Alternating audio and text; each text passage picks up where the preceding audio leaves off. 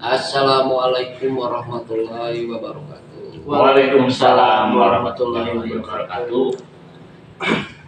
Mantap, teman. Aduh, siapa dulu. Lupa, udah soalnya udah lama kita nggak upload video atau live gitu. Mungkin sebelumnya kita minta maaf. Udah beberapa bulan ini kita nggak upload video atau nggak live ya. Dikarenakan Kang Layung waktu itu sakit ya. Tapi insya Allah nih buat kedepannya atau nggak tahu minggu depan kita akan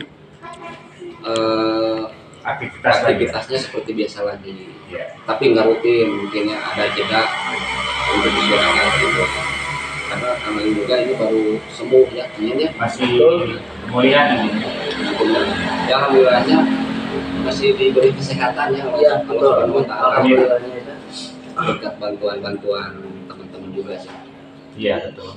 Saya juga sih intinya berterima kasih juga ya kepada teman-teman selama saya sakit. Intinya saling support, saling membantu gitu ya, dengan hati ikhlas itu yang saya syukurin sampai sekarang. Mungkin tanpa teman-teman juga saya nggak akan seperti ini juga. Betul. Perubahannya alhamdulillah semakin kesini semakin membaik. Makanya saya dan Ian Manganto ya berusaha untuk beraktivitas lagi ya seperti biasa ya. Seperti biasa gitu ya. Tapi yang steril lagi ya. Tapi yang di depannya itu kan Ian. Oh gitu. Sebagai apa ya? Pokoknya sebagai mau mediator mau ini sendiri entah tuh ya. Oh gitu. Paling makin di depan. Oh semakin di depan. Uji nyali berarti. Uji nyali. Tapi nanti juga ada lagi tim kita. Oh gitu. Ada lagi 2 lagi mungkin ya. Tapi yang satunya itu Kang Iqbal. Itu ntar jadi tumbal. Bagian tulung-tulung. Iya. Tapi kita tuh nggak tulung gitu. Ya mungkin mohon maaf sebelumnya untuk para subscriber, para keluarga, para sahabat yang dimanapun beradanya, khususnya di Jawa Barat.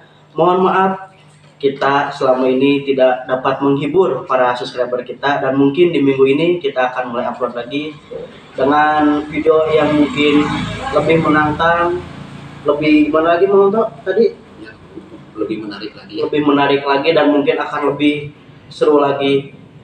Nah, mungkin soalnya untuk kedepannya gini ya.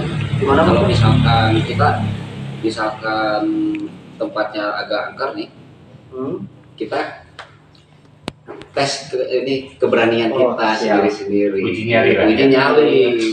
Nah, harus ada dong. Nah, jadi mungkin kedepannya kita akan mungkin kita akan ada sesi sejarah, sesi mediator, dan sesi eksplor. Dan mungkin kedepannya lagi akan ada yang lebih menarik lagi. Mungkin akan kedepannya akan proses penarikan pusaka atau penarikan barang. Makanya kita minta doanya kepada subscriber, para sahabat, agar tim kami diberi kesehatan, diberi kelancaran untuk kedepannya agar lebih menantang, lebih seru dan lebih kasarnya itu mantap bahasa Sunda nama lebih menarik atau kumaha ya inti nama lah bakal membuat jantung berdebar-debar lah gitu. Dan sekarang ini subscriber juga Pak pengen tahu kenapa nge-upload, kenapa Kang Layung sakit. Nah, kita akan tanya nih langsung ke orangnya ya. Iya betul mantap. Aja tanya. Ya. Waktu kejadian itu gimana sih ya? Jadi awal mula saya sakit itu pertamanya sih panas dingin ya. Panas dingin saya kira itu penyakit biasa ya.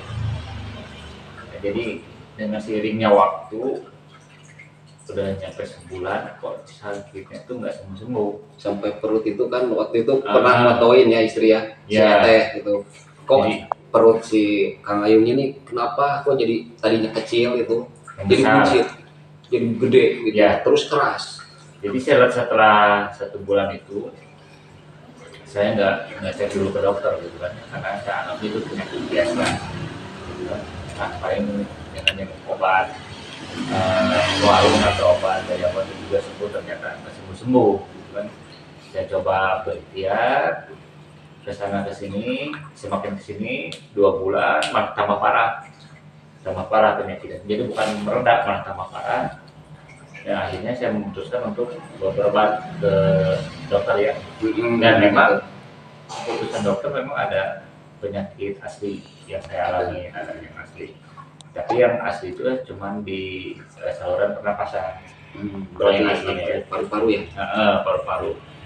Tapi dengan seiringnya waktu saya berobat penyakit asli, muncullah penyakit-penyakit yang lain seperti contoh perut saya membesar sendiri. Itu kan ibaratnya nggak masuk akal juga gitu kan. Terus sampai kaki ya, kaki bengkak semua, bengkak kayak kebakar gitu. Iya, bengkak hitam kayak kebakar. Jadi intinya dalam proses saya sakit itu saya jarang makan karena saya memikirkan bukan masalah pernapasan saya itu ya yang penyakit asli, tapi saya memikirkan perut saya kenapa membesar. Jadi setiap kalau saya makan itu si perut itu membesar sendiri, tapi kalau nggak makan si perut itu mengecil gitu. Nah udah membesar kayak umur berapa bulan gitu lah, itu antara 5 sampai 6 bulan. Kalau dipegang tuh keras, mantap. Keras perut tuh. Nah, selama perut saya membesar, saya mengalami kejadian-kejadian aneh di malam hari gitu ya, malam hari. Di malam hari selalu mengalami kejadian aneh. Kayak contoh lah, saya dicekik gitu kan. Cekik leher saya, sampai saya istilahnya nggak bisa nafas. Itu saya berusaha berdoa sebisa saya ya, intinya berzikir. Alhamdulillah itu bisa lepas dari cekikan itu. Itu yang jadi pertanyaan, kenapa ada aura-aura seperti itu yang datang gitu. Terus pernah cerita juga ke saya kan, pernah gini ya, mimpi itu udah mati. Iya. Ya kan, sampai di udah di kayak kapanin. Ya betul ya kan. Nah itu perasaannya gimana kalau pas mimpi itu? Oh, jadi yang saya apakah ngasih tanda, apakah gimana gitu kan, waktu untuk ke pas datang ke rumah gitu kan, kok ada yang aneh? Sebenarnya nggak ngasih tanda ya. Jadi mimpi saya dibawa ke alam gaib ya, atau alam barzah gitu ya. Itu seolah-olah seperti nyata Mang Anton. Jadi saya didatangin satu sosok berjubah putih, cuma saya nggak bisa lihat wajahnya. Tapi si wajahnya itu mengeluarkan cahaya. Cuman dia bilang katanya saya harus ikhlas karena kamu harus mati hari ini. Di situ saya kaget ada, sedih ada, jadi campur aduk lagi. Pas yang berjubah itu bilang seperti itu. Kenapa saya harus mati hari ini? Itu udah ada, istilahnya udah ada perintah katanya kamu harus mati hari ini. Terus kalau misalkan saya mati hari ini gimana? Anak dan istri saya, siapa yang menafkahin? Kata dia gini, kalau kamu yakin anak dan istri itu akan ada yang akan ada rezekinya, ada rezekinya sendiri ya. Dia bilang seperti itu, tapi saya istilahnya menolak ke yang pakai jubah itu. Saya nggak mau, kata saya. Kalau saya harus mati hari ini, ya udah kalau kamu belum siap untuk mati hari ini, ya udah kamu menghadap Tuhan, katanya gitu. Dan menghadap Tuhan saya diantarlah sama yang pakai baju yang pakai jubah itu, diantar ke suatu tempat. Pas nyampe, saya bertemu dengan satu jembatan. Kayak jembatan Shiratal Mustaqim. Iya, cuman saya lihat itu jembatan itu memang dari satu satu helai rambut gitu di situ. Rambut dibagi 9 ya kalau salah. Ya pokoknya kayak jembatan aja, cuman saya lihat itu kayak bahannya dari rambut si jembatan itu gitu kan. Nah di situ saya bertanya kepada yang berjubah putih, katanya itu jembatan apa? Katanya jembatan Shiratal Mustaqim. Katanya ya, oh saya bisa dari sini. Katanya kamu mau istilahnya mau mau bertemu mau menghadap katanya, karena kamu nggak mau mati hari ini. Kalau kamu mau menghadap, coba kamu jalan aja katanya ke situ, ke jembatan, disuruh jalan. Jadi harus jalan melewati jembatan Shiratal Mustaqim. Iya, saya harus melewati jembatan itu. Coba sekarang kamu katanya jalan ke depan. Nanti tahu-tahu saya udah ada di sana, katanya yang pakai jubah itu. Saya jalan di jembatan, pas di pertengahan saya lihat ke bawah tuh banyak orang-orang yang minta tolong. Kayak itu kayak neraka mungkin ya. Ya nggak tahu Mungkin sepertinya kayak neraka atau gimana, cuman memang merah. Kalau saya lihat di bawah tuh merah. Ada yang menjerit Allahu Akbar, ada yang minta tolong gitu kan. Berbagai macam lah itu suara-suara teriakan di bawah jembatan itu. Mungkin kesimpulannya mungkin ya, mungkin di waktu pas minta banding untuk menghadap yang Maha Kuasa mungkin ya. Kenapa? Mungkin ya, mungkin besar. Jadi jadi seolah-olah itu diberitahu bahwa itu yang di bawah itu neraka, bahwa orang yang disiksa itu contohnya berarti keburukan. Betul. Nah, itu karena tapi ketika itu lanjut lagi sampailah ke tujuan kan. Sampai saya udah menyeberangi jembatan, tiba-tiba yang pakai jubah putih itu udah ada di depan saya sekitar 50 meteran lah, dia udah ada di depan. Padahal waktu saya nyebrang dia masih ada di belakang. Saya udah sampai melewati jembatan itu, yang pakai jubah udah ada di depan dan dia masuk ke suatu pintu yang saya lihat. Dia masuk ke suatu pintu. Cuman pintu itu nggak ditutup lagi, cuman ngebuka sedikit lah. Yang saya lihat itu kayak ada dunia lain di dalam pintu itu. Cuman dunianya ya lebih indah dari dunia kita, atau di dalam itu. Mungkin surga. Mungkin ya, saya cuman nggak tahu. Saya melihat di pintu itu nggak lama ya pakai jubah itu keluar dari pintu dan dia masih nyebarin ke saya, ngasih tiga daun. Tapi beruntung ya. Udah tahu neraka dan surga. Iya. Kita belum. Tapi kalau surga juga kan cuma sedikit, saya kira cuma sedikit. Nggak masuk. Nggak masuk, nggak bisa.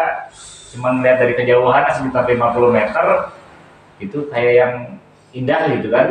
Dunia itu kayak yang indah, cuman pakai jubah itu dia kalau dari situ dia ngasih 3 daun. Ini katanya buat kamu, buat obat kamu.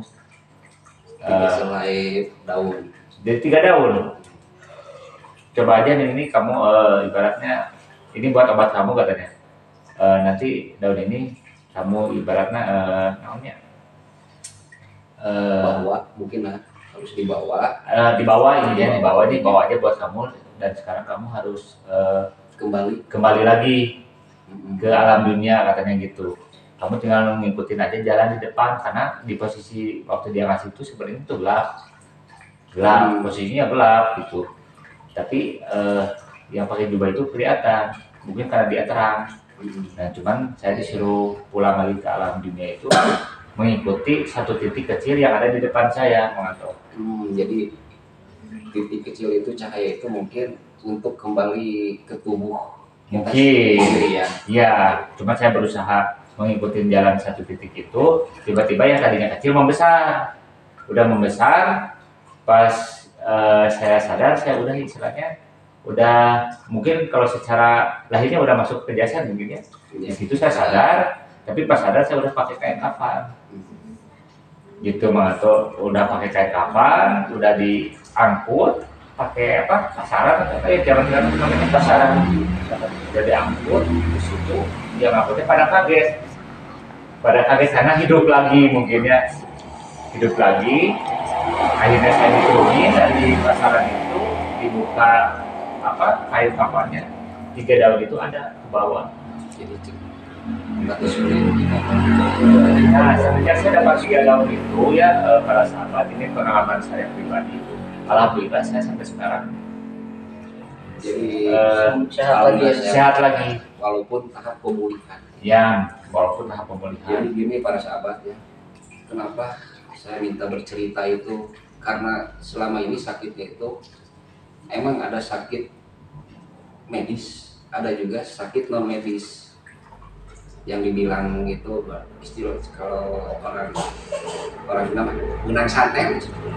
Ya betul. Gitu, menang teluk. Jadi intinya ada yang sirik lah. Ya. Tapi ya alhamdulillah berkat reng-rengan beliau bisa sehat kembali. Alhamdulillah. Gitu. Intinya motivasi juga, ya.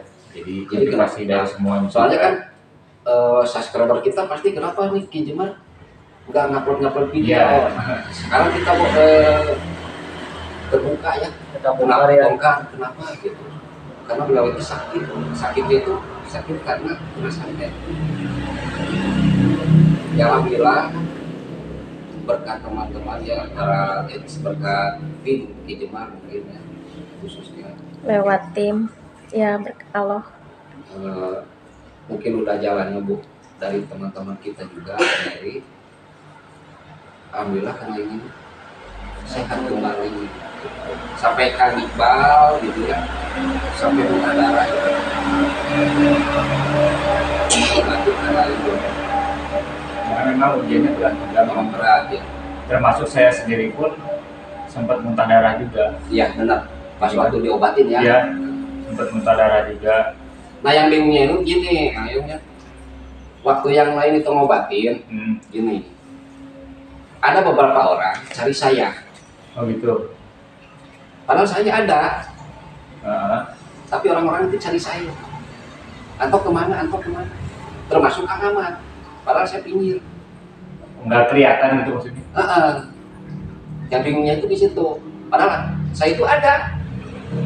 Oh, Mungkin ya jangan mungkin udah dari yang dewasa, karena saya harus mendatangin orang tersebut yang udah yakin. Alhamdulillah tidak.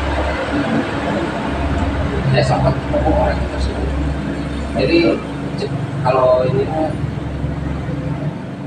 ditukar lah. Jadi atau ada yang dibutuh, tapi awak main di dia tapi tidak tampok, sudah. iya. Nah pas kembali lagi setelah udah kabli itu alhamdulillah. Sebetulnya ada pusakanya satu di saya. Pusaka apa?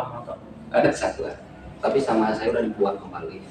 Masalahnya gini, Bilal itu pengen ikut, tapi ketika saya kasih doa dia nggak mau. Oh, kenapa katanya memang? Dia lebih memilih bebas.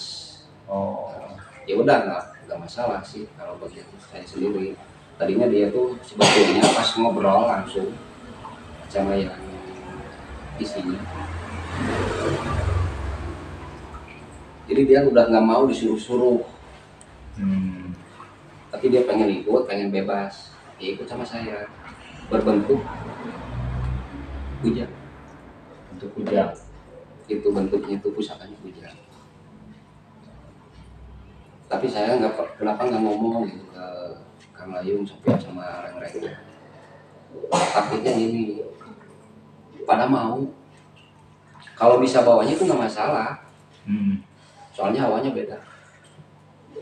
Keras sebenarnya. Saya buang lagi, Oh, dibalikin lagi ke asal. kembali lagi ke asal, tapi udah bebas. Ya alhamdulillah sampai sekarang pun, tapi bisa dipanggil, cuman udah nggak mau lah, beda Ya, auranya, beda jalur ya. beda. Karena dia kan dulunya disuruh, gitu kan? Tadi ini suruh untuk mencelakai misalnya, tapi beliau itu udah nggak mau, bebas. Nah, saya juga punya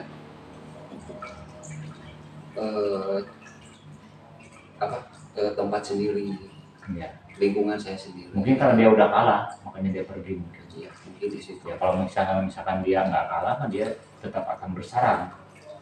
Karena saya pun mengalami istilahnya suatu pertarungan tengah malam dengan dukun santetnya itu, saya ngalamin banget loh. Itu ngeri bener. Ya, gitu. Dia sempat lari, saya kejar, gitu kan. Dan akhirnya saya bisa bernapas kan dari situ karena dia lari.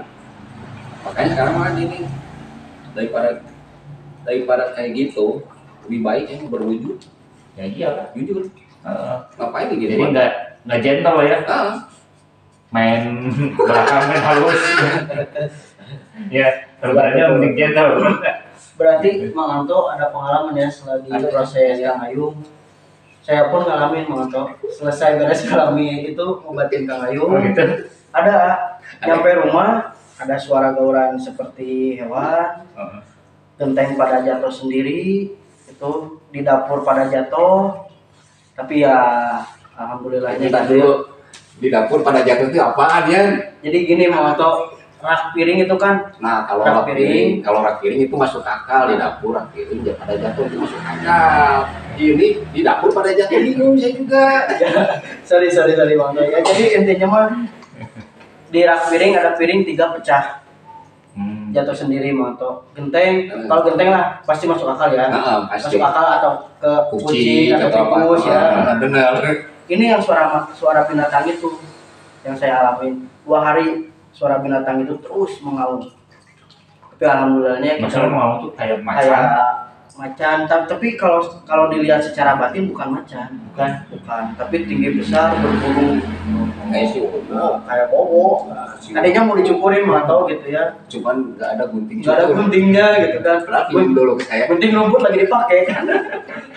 sama tetangga lagi dipinjam ya, mungkin itu suatu perjalanan mungkin Monto ya. Kita bagaimana cara nanggepinya, kita bagaimana cara untuk mengatasinya ya. Iya benar ya Kang.